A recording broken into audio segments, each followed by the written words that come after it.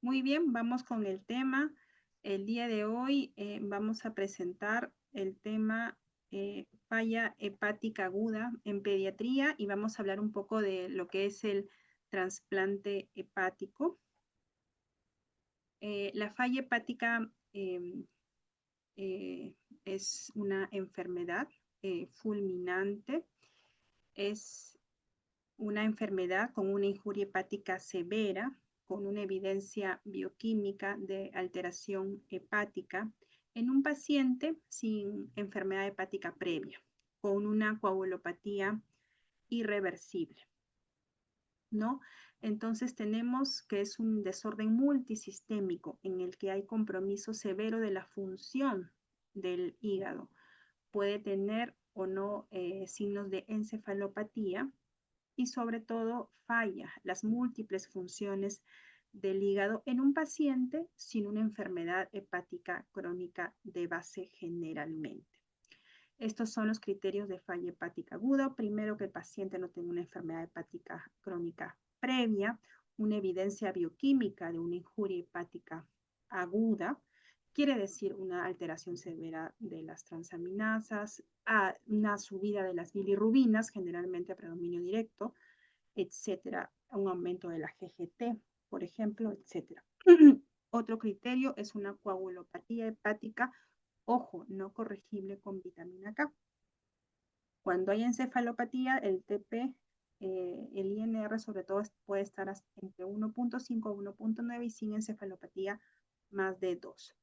Entonces, ¿de qué mueren los pacientes con una falla hepática? Principalmente de un edema cerebral, ¿no? Y también infecciones con una falla multiorgánica.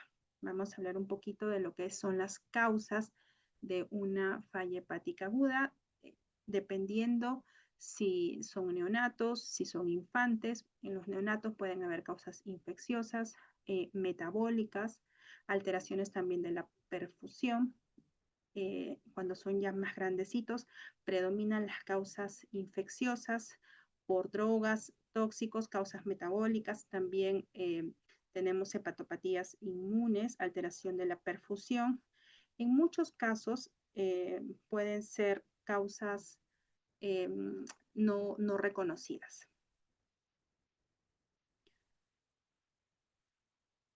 Tenemos un poco más de esto, tenemos causas infecciosas, metabólicas, virus, etc.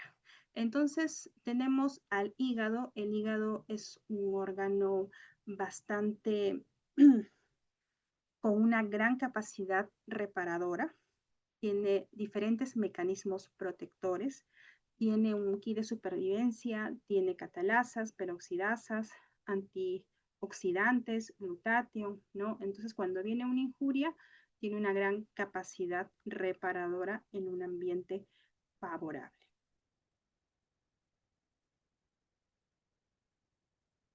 A ver, creo que. Sin embargo, cuando, a ver un momentito, ya, ahí está. Cuando hay una pérdida de la capacidad reparadora del hígado, de los mecanismos protectores, y cuando la injuria es severa, se puede producir unos metabolitos tóxicos, hay una gran inflamación en todo el hígado y producir necrosis y apoptosis.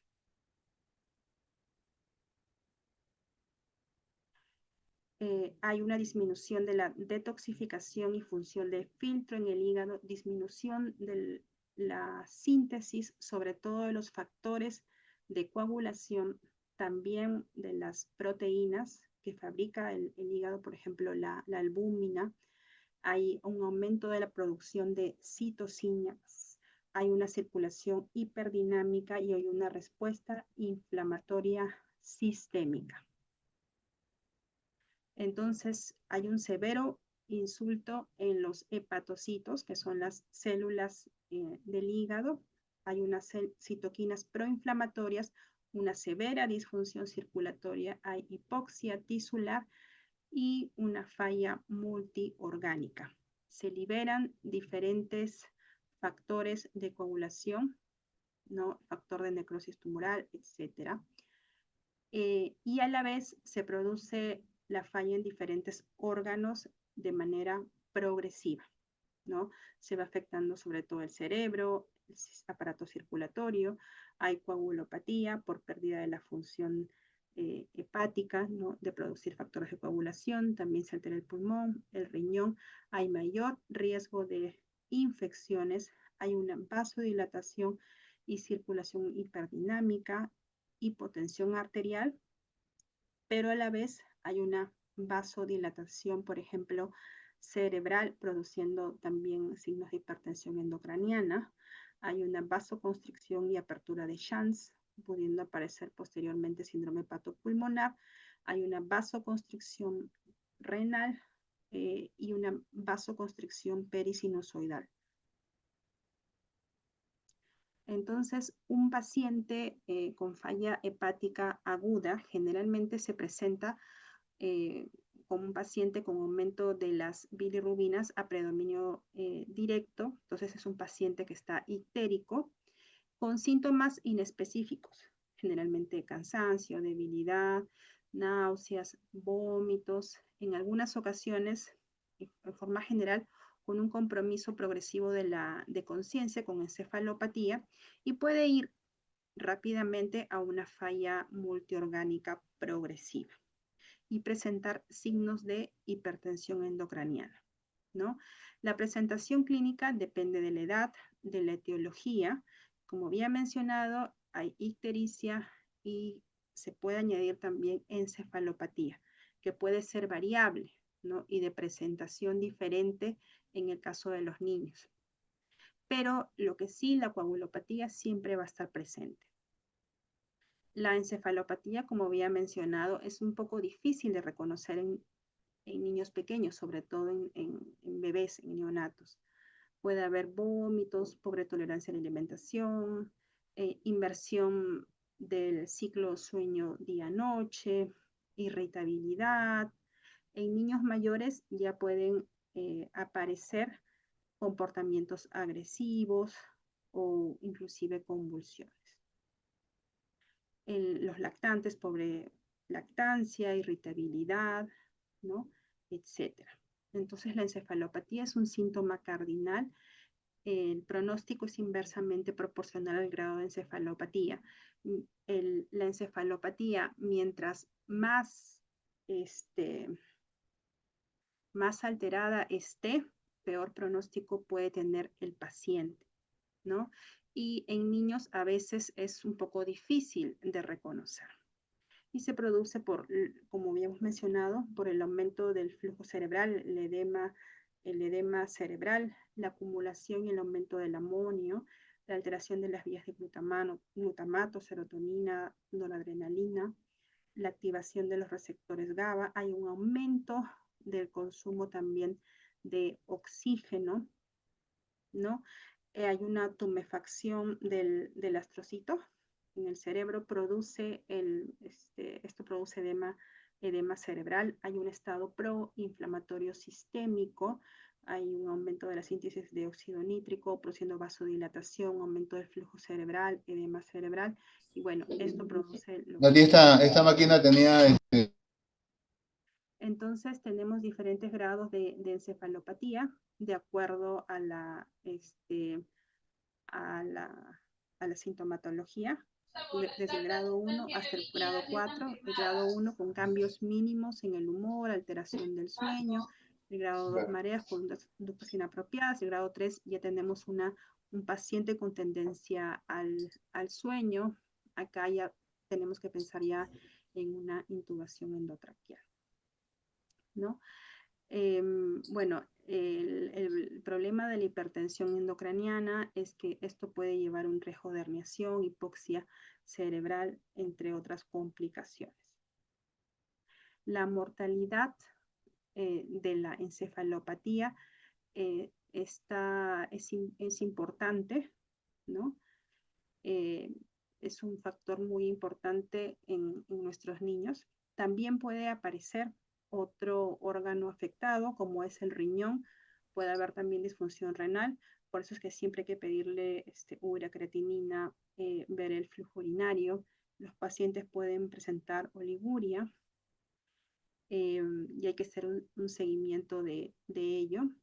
Los pacientes con falla hepática también tienen un aumento de riesgo de infecciones por alteración fagocítica de las células de Kupffer, alteración de los macrófagos, alteración de la síntesis de complemento, porque se le realizan diferentes procedimientos invasivos, translocación bacteriana, están inmunosuprimidos, etcétera, ¿no?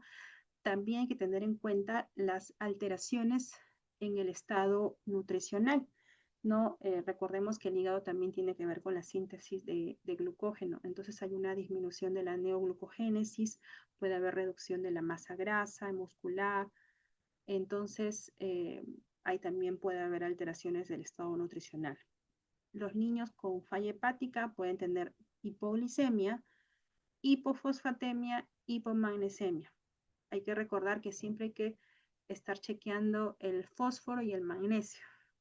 A veces solamente se pide electrolitos y nos olvidamos del fósforo y el magnesio, que son también electrolitos muy importantes. Entonces tenemos que pedir dentro de los estudios de función hepática lo que son las enzimas hepáticas.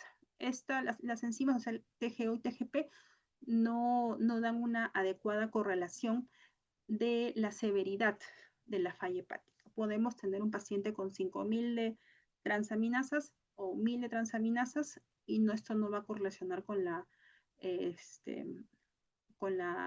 severidad de la falla hepática. Las bilirrubinas séricas, como mencioné, generalmente está aumentada la bilirrubina directa. Esto sí podría tener una correlación con la progresión de la falla hepática y sobre todo el perfil de coagulación, que no corrige con vitamina K, ¿no? Eso es un factor pronóstico importante. Tenemos que también tomar en cuenta que el paciente puede presentar hipoglicemia, hiponatremia, hipercalemia, acidosis metabólica, alcalosis respiratoria, etc. Entonces, tenemos diferentes complicaciones que hay que tener en cuenta en un paciente con falla hepática que pueden presentar. El primero, a tomar en cuenta la encefalopatía, obviamente el edema cerebral, incremento de la presión endocraniana, vigilar si tiene algún tipo de signos de hemorragia, ¿no?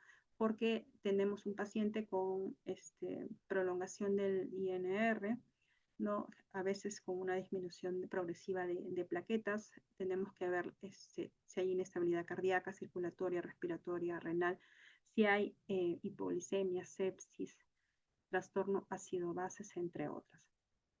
Entonces, una vez diagnosticado un paciente con falla hepática aguda, repito, tenemos que ver si es un paciente con falla hepática aguda, ¿no?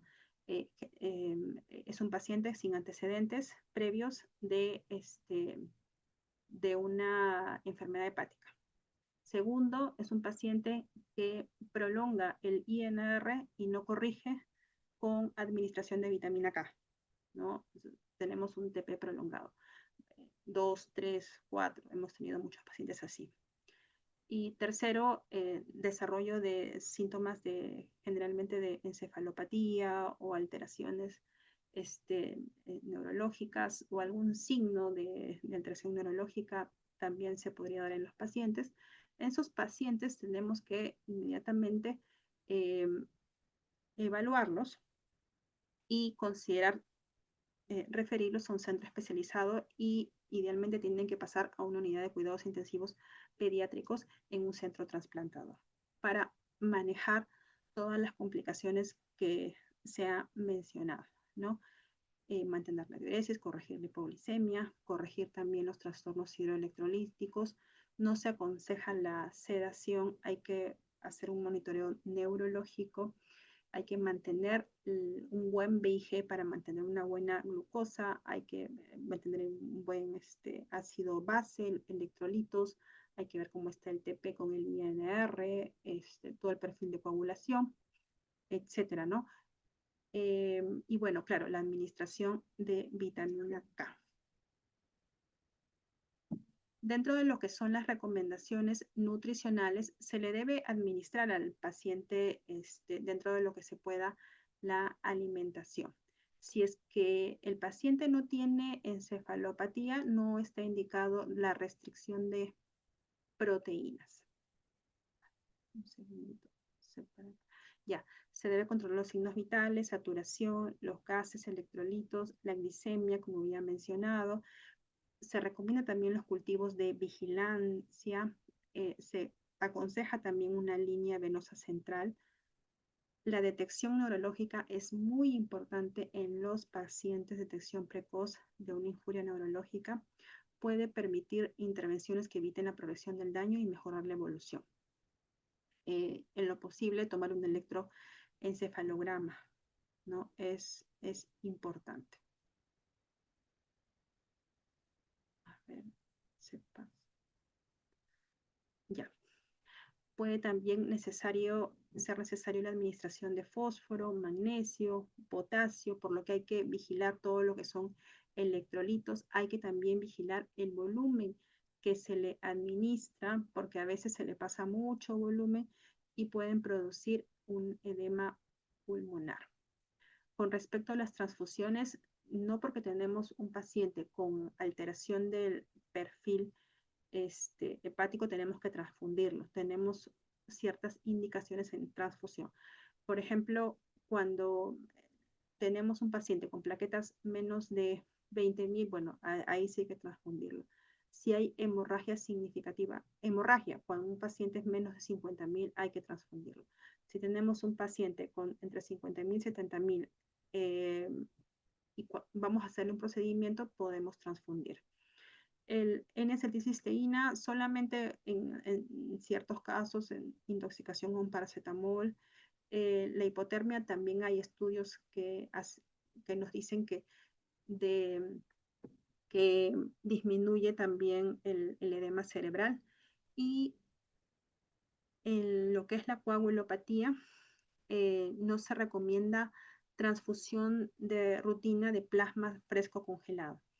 Solamente en pacientes con sangrado, previo a realización de procedimientos o en coagulopatía severa con un INR más de 7, ¿no?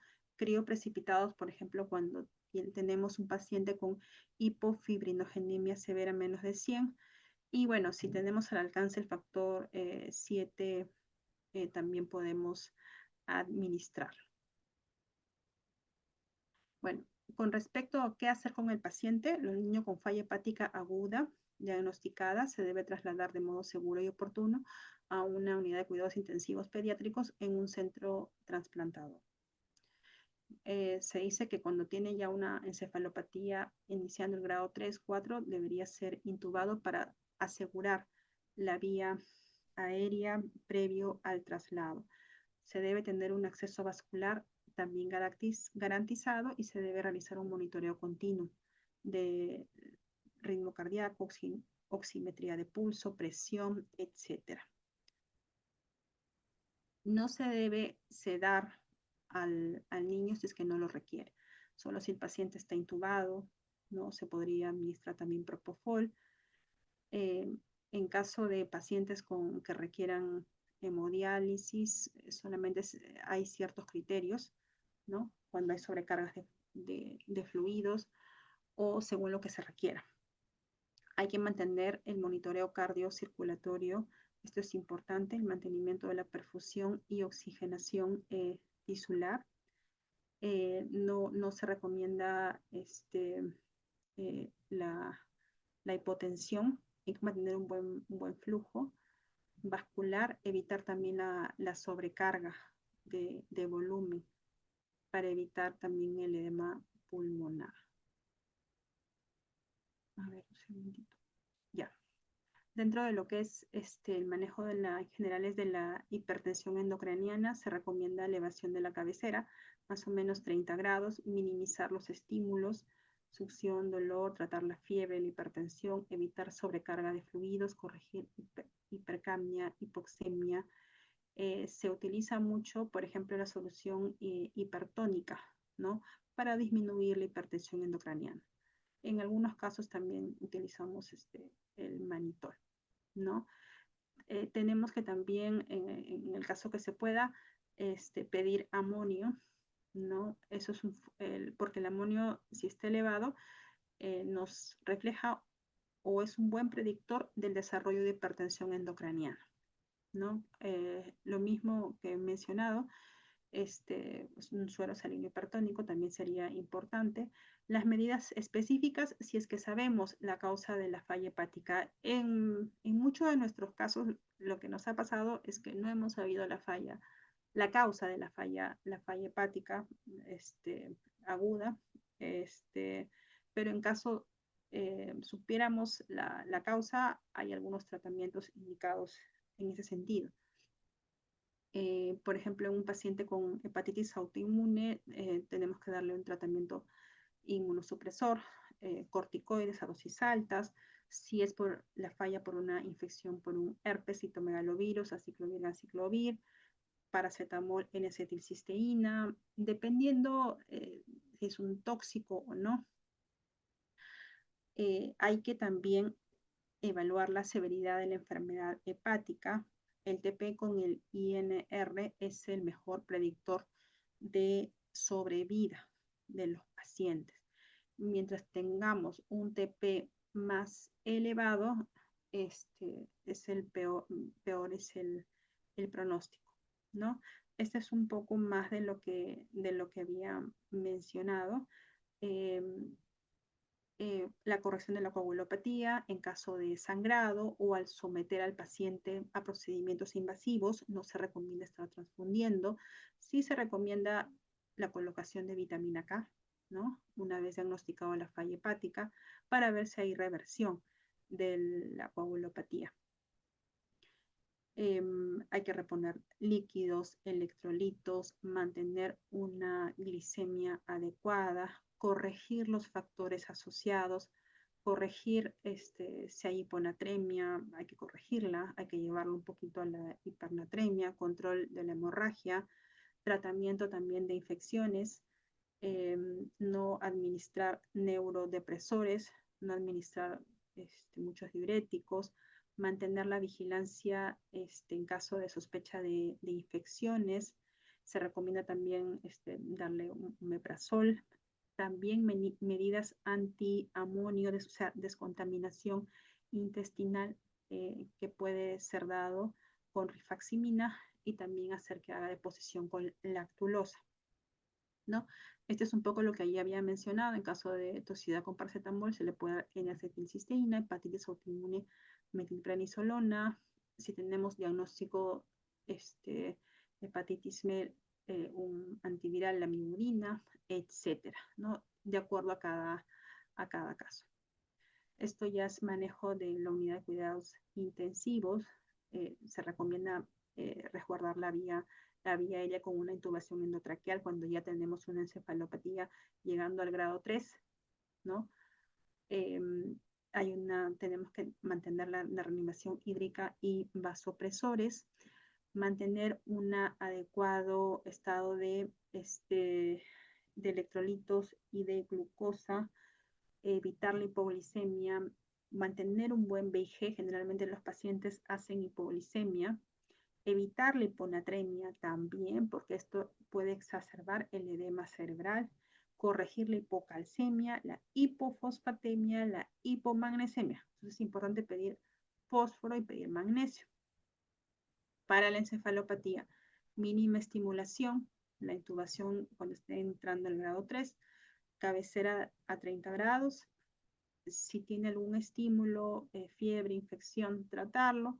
Darles generalmente neomicina. Bueno, si no tenemos neomicina, podemos darle, en nuestro caso damos, por ejemplo, metronidazol, vía oral o vía enteral, lactulosa, para asegurar las deposiciones. Y bueno, en el caso que ya tenga convulsiones, ya manejarlas, ¿no? Y monitoreo de la presión también intracraniana y del edema cerebral y de las infecciones. Este es un poquito más de lo que ya habíamos conversado. No transfundir por transfundir. Se recomienda sí el uso de vitamina K, ¿no? sobre todo al inicio, para ver si nos revierte con vitamina K, transfundir con cifras menos de 10.000, en presencia de sangrado cuando es menos de 50.000. Antes de un procedimiento también podría estar indicando la transfusión de plasma. No está indicado corregir el INR. A veces vemos que el INR está en 3, en 4 y le colocan plasma para corregir. No está indicado para corregir, ¿no? Tiene ciertas indicaciones las transfusiones. Uso profiláctico de inhibidores de bomba de protones, etcétera. Estos son los criterios de la King College para inclusión a niños para trasplante, ¿no? Un niño con falla hepática aguda tiene que ser incluido como urgencia 0 para trasplante hepático. Criterios también de severidad, las bilirrubinas son elevadas.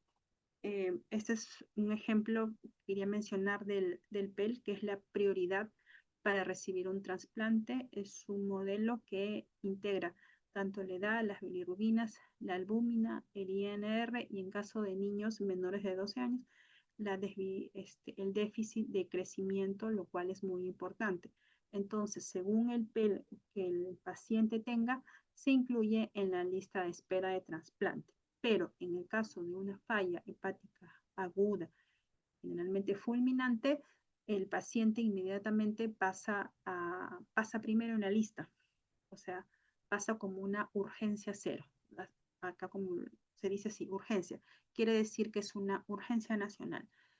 Al hacer una urgencia nacional pasa primero en la lista y si hay un donante de cualquier lado del país, se le asigna el órgano al paciente, porque una falla hepática tiene un curso cabalgante, ¿no? Y muy rápido y progresivo.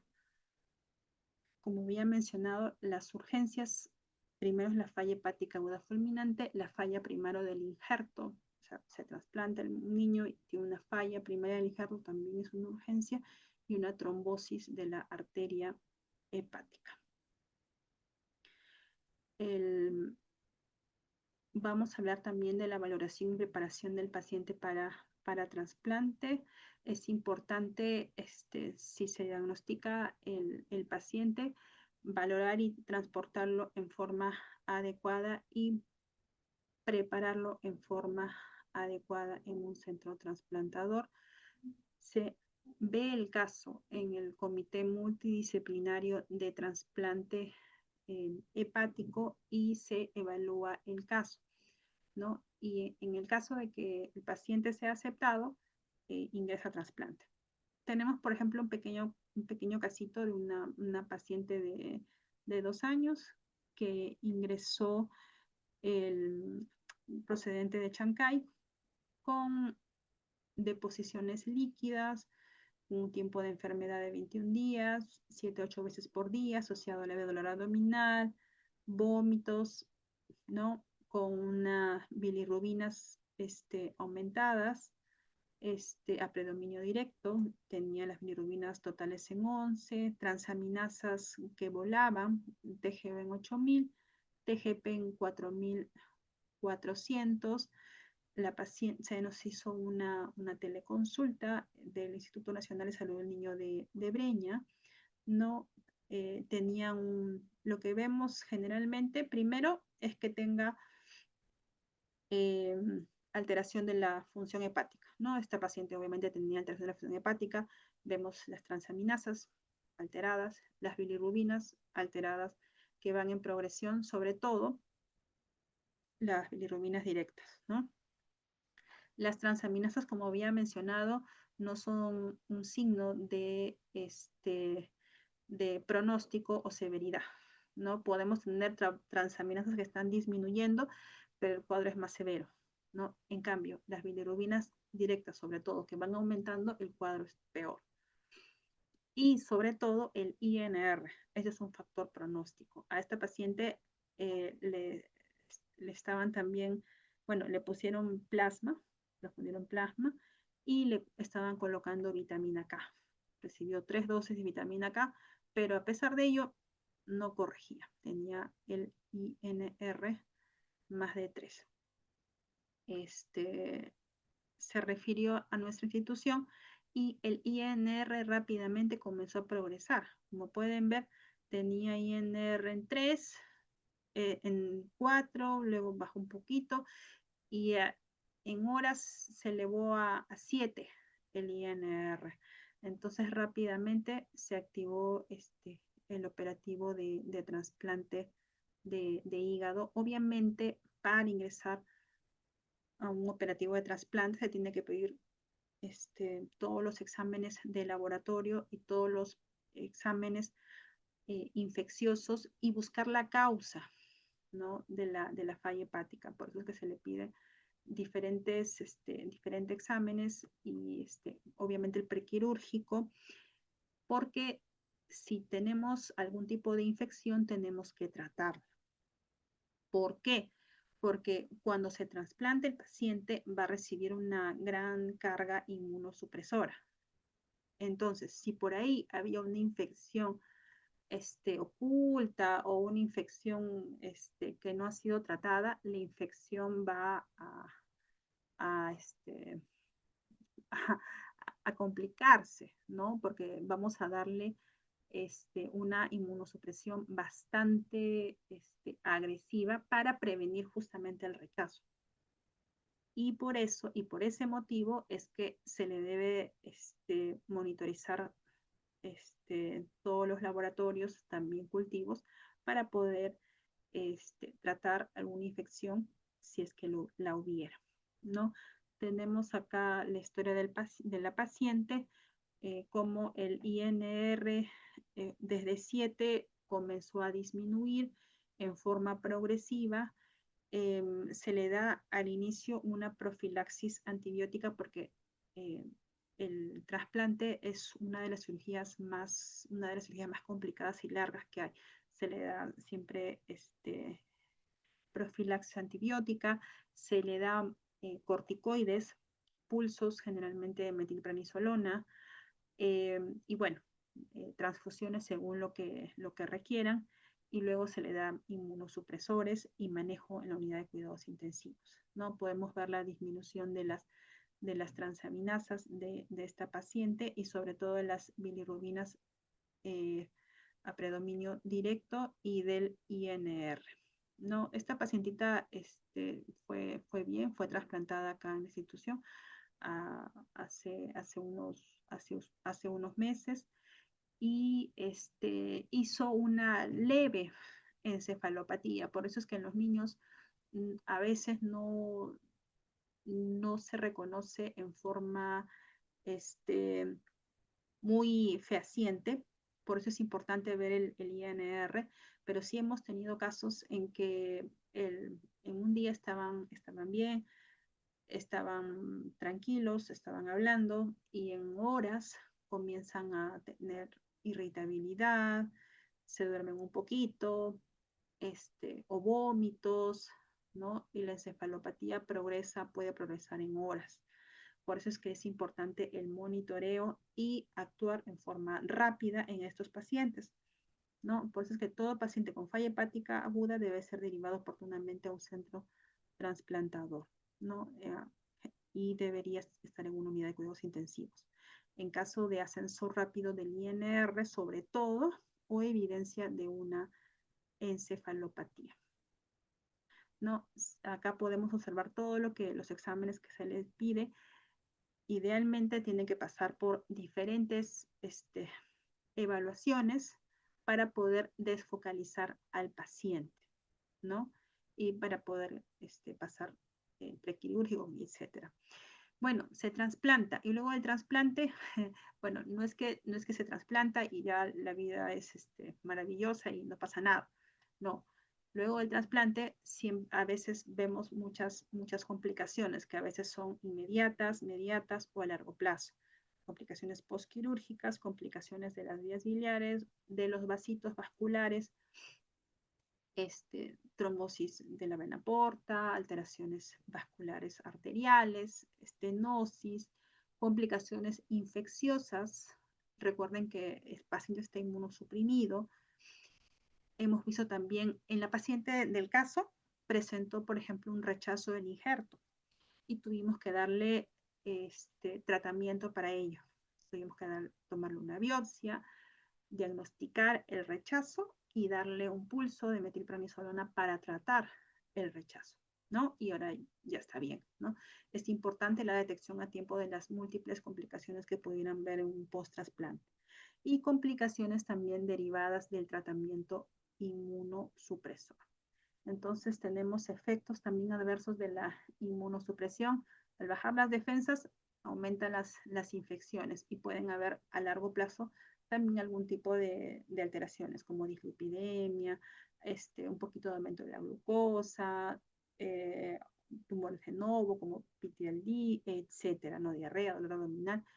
Sin embargo, hay que dar una buena inmunosupresión para evitar también los eventos inmunológicos como el rechazo inmediatamente después del trasplante o el rechazo en forma crónica. Entonces es una balanza, ¿no?, que tenemos que manejar en el post-trasplante. Muy bien, creo que eso es todo de la presentación. Muchas gracias por su atención. No sé si hay alguna pregunta, comentario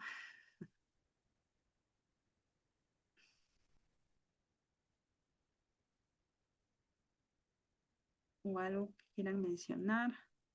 Lo que sí quería mencionar es que es importante que cuando vean un paciente con prolongación del INR, siempre hay que administrar la vitamina K para poder ver si es una falla hepática o no, ¿no? Y bueno, y derivarlo o preguntar lo más pronto posible.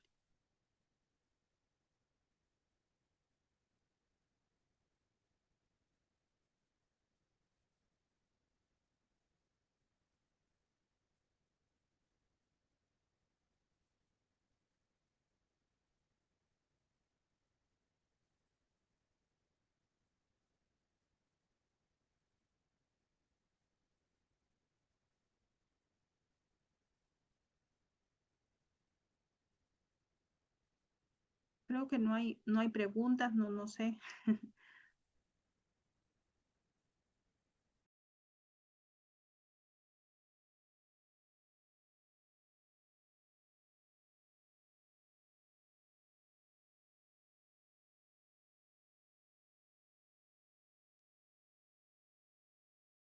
Ya, alguien levantó la mano, pero no sé cómo desactivar su audio. Doctora, ¿cómo está? Buenas tardes. Yo había levantado la mano. Quería Ay, ay, ay. ver si nos podía recomendar entonces si hay alguna dosis en especial para la aplicación de la vitamina K. Y tenemos esta evidencia que el INR es alto y justo queremos corroborar si no hay ninguna falla hepática. Ah, ya. No le escuché bien.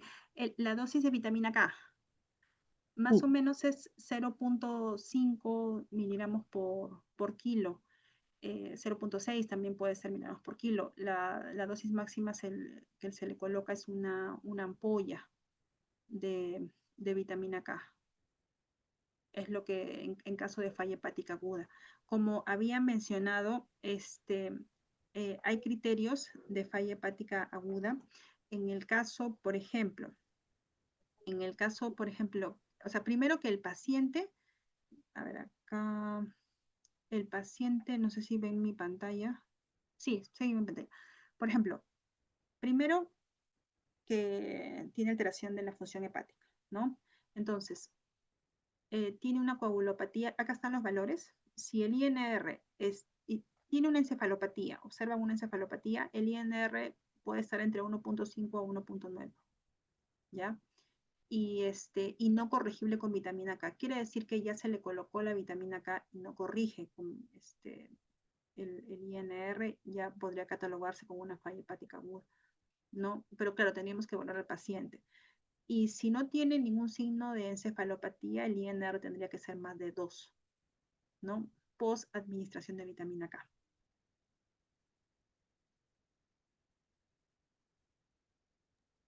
gracias, doctora. Nada de nada.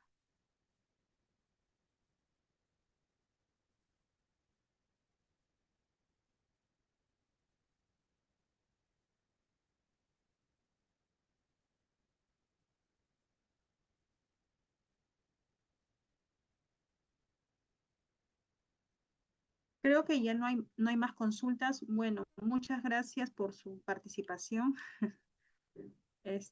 No sé, el anfitrión, no sé si